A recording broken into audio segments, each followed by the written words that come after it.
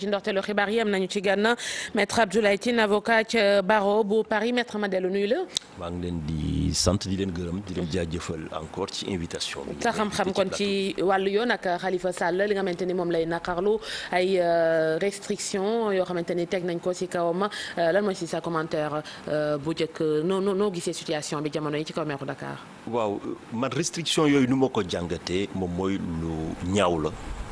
te dañ koy ñaawlu en tant que citoyen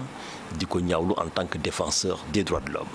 parce que bu ñuy wax mbirum droits de l'homme c'est-à-dire ak yelleefu doomu aadama dañuy dellu di leen fàttali que ku nekk prison ce droit bi nga xam ne moom la ñu arrêté moom mooy ce droit dem ak dikk wante si yeneen droit yëpp dafa war di continuer di appliquer wu donc bu ñuy yóbbu nit prison wax naa ko ci conférence de presse bii passé yoon ci anam yu mu tëral dafa wax ni dañu war a gëstu personnalité am c'est-à-dire maqaamam liggéeyam ak situation wu famille dama jàpp ni même bu ñu appliqué woon droit comme nu ko suñu code pénal tëralee kooku man sama sañ-sañ en tant que professeur droit pénal international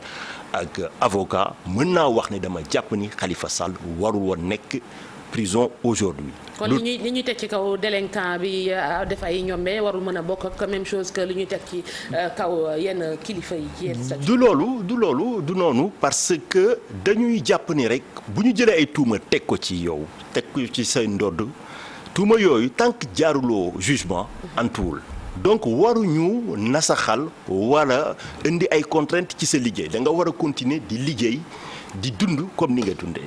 moom dafa fekk mu am personnalité bi nga xam ne daf ko jox ay responsabilité yooyu mooy maire Dakar xam nga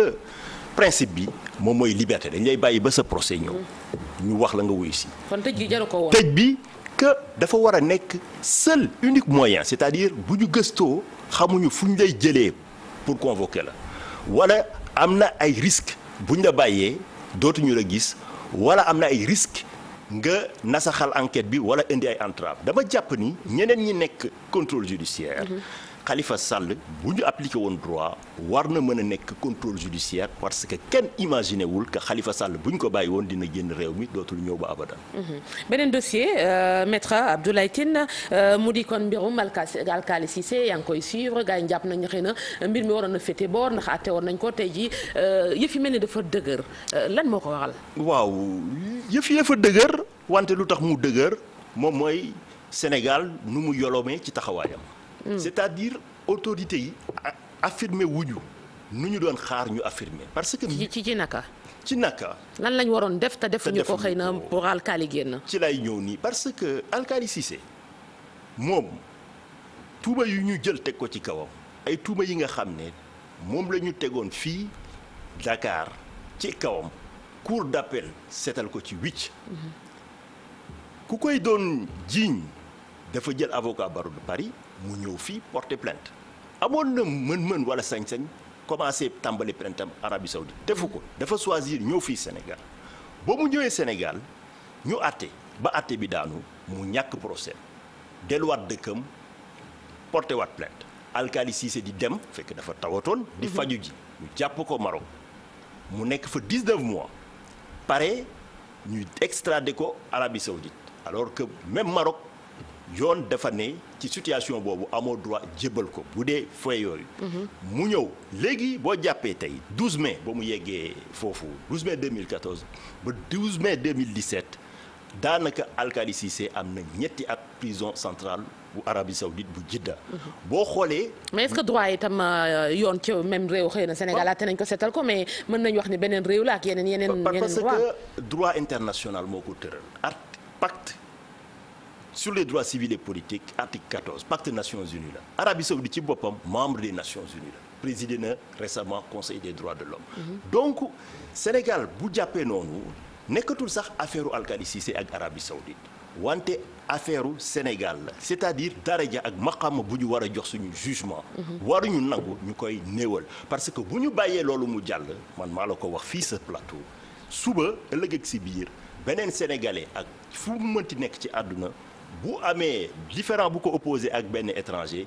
kooku bu amul lu mu doon xaar fii. bu delloo ci réew mën a defee neneen. moo tax ne mais lan la war a def Sénégal par exemple jamono yi parce que mbir maa ngi bëgg a yàgg. yaa ngi naan bu ñu bàyyee mu jàll mais yëf yaa ngi bëgg a yàgg quand même. waaw loolu moo tax conférence de presse bu ma doon def samedi dama ne mbir mi léegi fu ñu toll mënatuñu négandiku parce que Sénégal dafa war a si exercer lu ñuy wax protection diplomatique c'est-à-dire yoon dafa tëral ni boo amee sa citoyen bu nekk ci situation boobu mu wóor la ne am nga jugement bi nga xam ne sa juridiction yi ñoo ko rendre setal ko ci. léegi da ngay exercer protection diplomatique léegi différent bi dootul nekk entre Alkali Cissé ak Arabie Saoudite wante day nekk entre Sénégal ak Arabie Saoudite Cour internationale de justice de La Haye mën na trancher wax est-ce que ci anam yi ñu nekk ak ci tuuma yi ñuy yëkkati teg ko ci kawam est-ce que Arabie Saoudite est fondée ou pas pour juger Alkali Cissé léegi loolu la ñuy xaar wante nag dafa am temps pour diplomatie am temps pour action juróomi at ñu naan dañuy diplomatie dama foog ne diplomatie jeex na Sénégal ak Arabie Saoudite ay xarit lañu wante xarit du tere wax dëgg. lii moom jàppoon nañ ni diplomatie dina ci am solo mbirum Mbaye ak Diop kooku doon liggéey foofu kon ci Arabie Saoudite ñu ne moom moo faat njaatigéem négocier nañu ba mujj gi li nga xamante ni moom moo di verdict bi rot na foofu def nañu quand même sa xalaat ni ñu waroon a doxalee wala mënoon nañ jaar yeneen yoon pour moom tam mu mucc ci kaw foofu charia bi. waaw loolu xam nga même bu dee ñoom ñaar ñëpp ñu ngi leen jàpp Arabie Saoudite. mbirum Alkali Cissé dafa wute ak mbirum Mbayang parce que mbirum Alkali Sénégal lañ ko jugé mu am jugement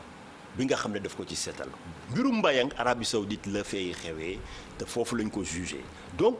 foofu c'est normal que Arabie Saoudite appliquer loi am parce que amul beneen jugement bu ko kii léegi nag foofu moom diplomatie mën na ci continuer en place am ci solo ñaan ak négocier ak njëkk ak teraanga ba ñu am lu ñuy am wante mbirum Alkali Cissé bii ma lay wax nii mënatuñu négocier te mënatuñu en place pour parce que dafa feebar am tawat bu miti ba ñu saisir groupe de travail ONU ñoom sax affaire bi def leen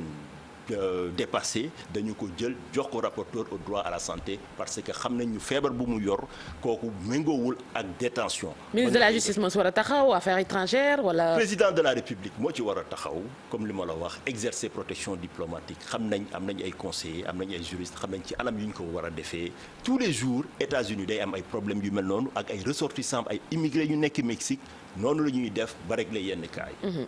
ngërëm ko bu baax ci xam-xam bi maître Abdoulaye Tine kon avocat ca barreau bu Paris maître ñu jaajëfal la ci leeral li nga xamante ni indi nga ko ci ay dossiers yoo xamante ni soxal na Sénégal lool ci wàllu yoon jamono ji jërëjëf kon ci disponibilité bi. jërëjëf ci invitation bi. wax ci wàllu